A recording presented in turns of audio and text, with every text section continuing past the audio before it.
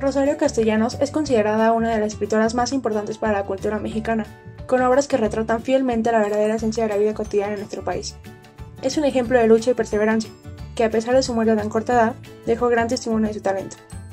Como escritora, se destacó por sus textos en los que luchaba por la defensa de los derechos de grupos como los indígenas y las mujeres.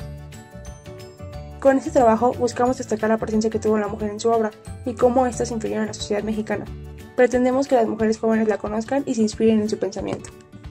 Rosario Castellanos Figueroa nació el 25 de mayo de 1925 en México y murió en Israel en 1974, donde era embajador.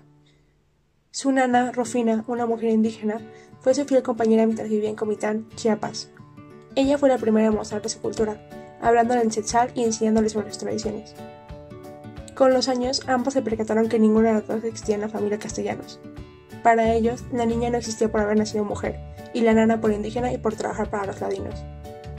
Dos acontecimientos marcaron su infancia: la crueldad de su padre hacia los trabajadores indígenas, que le hacía correr a refugiarse en la cocina con su nana, ya que su madre solo daba la razón a su esposo, y la muerte de su hermano que destruyó a su familia.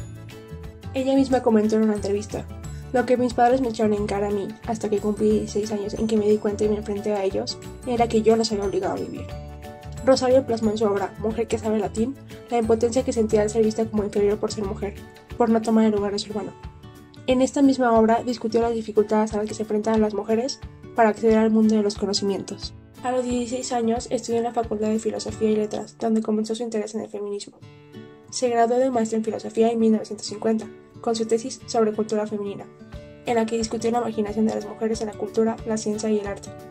Fue antecedente de sus ensayos en defensa de la educación, la libertad, la igualdad de oportunidades en el trabajo, la dignidad, el respeto a la vida y a la integridad femeninas. Entre sus escritoras favoritas se encontraba Simone de Beauvoir, que en su obra El segundo sexo estableció que la mujer no nace, se hace, por lo que es susceptible de transformarse. Castellanos recurrió a ella para responder a la pregunta de su texto publicado en 1968, ¿la mujer, ser inferior?, para demostrar que el rol de la mujer se trataba de una construcción social que colocaba a las mujeres en desventaja. El aniversario número 50 del derecho al voto en Estados Unidos fue uno de los acontecimientos que marcó a la escritora, impresionada por la organización de las marchas y los datos que anunciaban, como la mínima participación del género femenino en carreras como matemáticas, derecho o medicina, la brecha salarial que perdura hasta nuestros días y la poca presencia en la política. Como embajadora de México en Israel, continuó expresando sus ideas sobre la emancipación femenina y mandándolas a México entre 1970 y 1974. La vida política de México, bajo la presidencia de Luis Echeverría, le facilitó presentar su primer discurso en favor de la mujer: la abnegación, una virtud loca.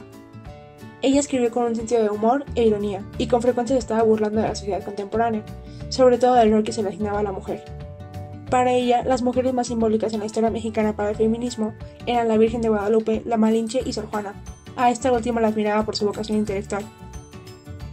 Otras escritoras que la inspiraron fueron Virginia Woolf, a quien dedicó el texto Virginia Woolf o la literatura como ejercicio de la libertad, argumentando que la literatura es un instrumento de liberación femenina.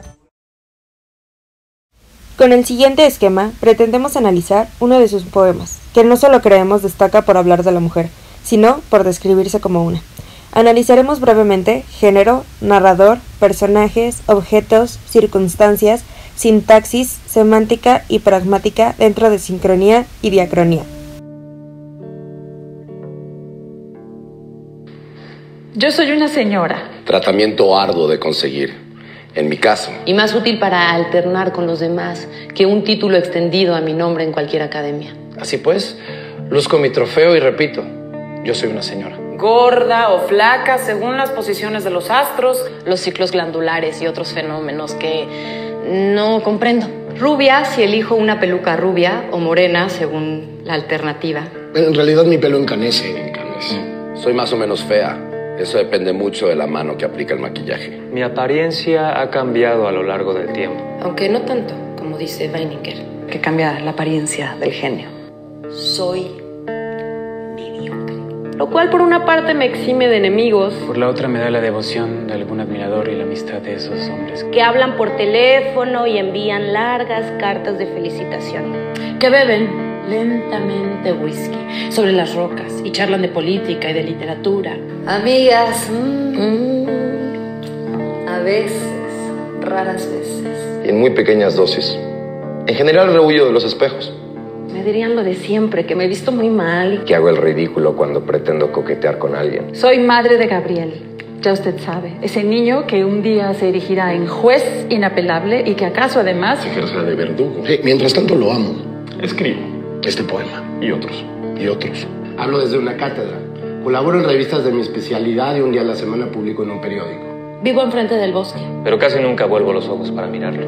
Y nunca atravieso la calle que me separa de él. Y paseo, y respiro, y acaricio la corteza rugosa de los árboles. Sé que es obligatorio escuchar música, pero la eludo con frecuencia. sé que es bueno ver pintura, pero no voy jamás a las exposiciones, ni al estreno teatral, ni al cineclub. Prefiero estar aquí, como ahora, leyendo. Y se apagó la luz, pensando un rato en musarañas y otros menesteres. Sufro más bien por hábito, por herencia, por no diferenciarme de mis congéneres, Que por causas concretas. Sería feliz si yo supiera. ¿Cómo? Es decir, si me hubieran enseñado los gestos, los parlamentos, las decoraciones. En cambio me enseñaron a llorar. Pero el llanto es en mí un mecanismo descompuesto. Y no lloro en la cámara mortuoria. Ni en la ocasión sublime. Ni frente a la catástrofe. Lloro cuando se quema el arroz o cuando pierdo el último recibo del impuesto predial.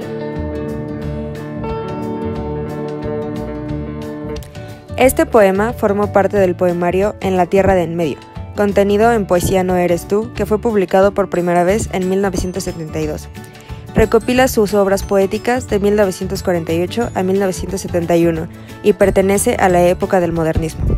Modernismo que podría describirse más que como una corriente literaria, como una actitud de renovación del idioma, una nueva estética de libertad encaminada a la consecución de un nuevo tipo de belleza.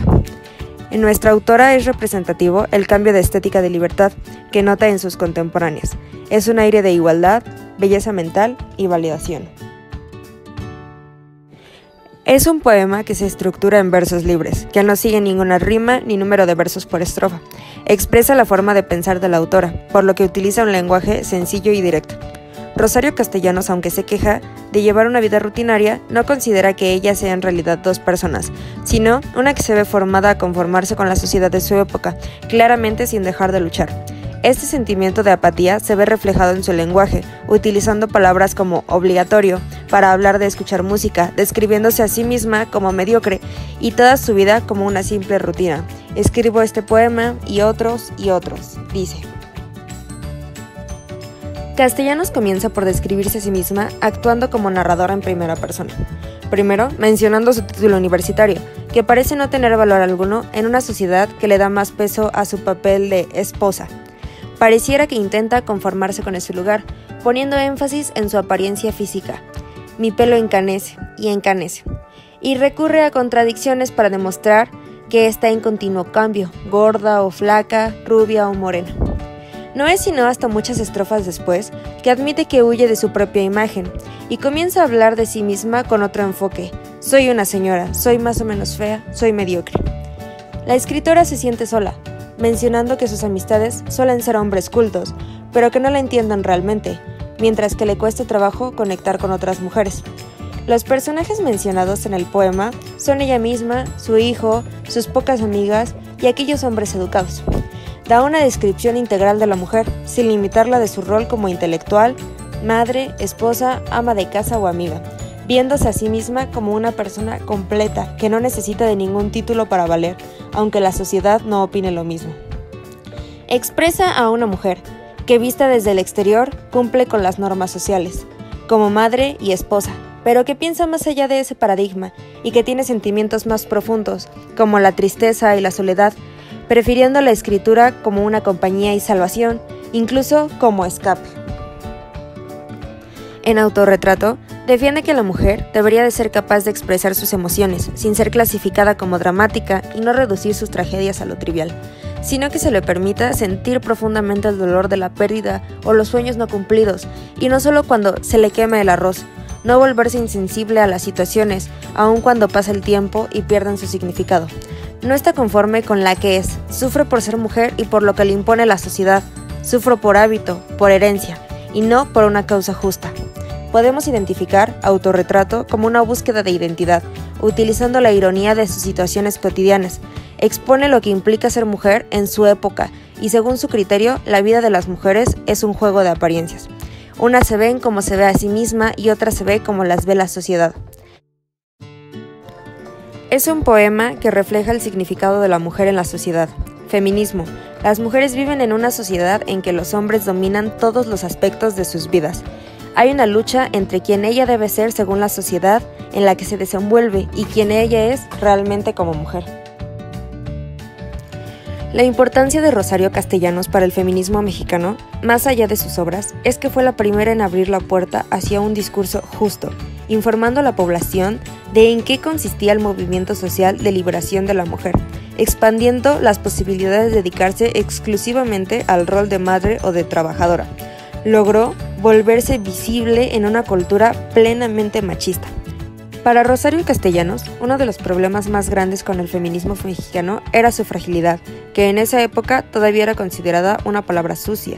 Por desgracia, no vivió el tiempo suficiente para ver los cambios en el país, pero sus obras garantizaron que los reclamos del feminismo de la nueva ola se arraigaran en la sociedad y en la cultura mexicana. Sus obras, incluso cuando no eran en primer plano, buscaban contar y desafiar las condiciones sociales femeninas, admirando a aquellas rebeldes que no solo exigían derechos, sino que buscaban la eliminación del mandato masculino y volverse seres autónomos. Destacar su lado feminista no la volvió una escritora exclusivamente para mujeres, sino que dio una crítica tan exacta de la sociedad machista que se volvió atractiva incluso para aquellos que la respaldaban.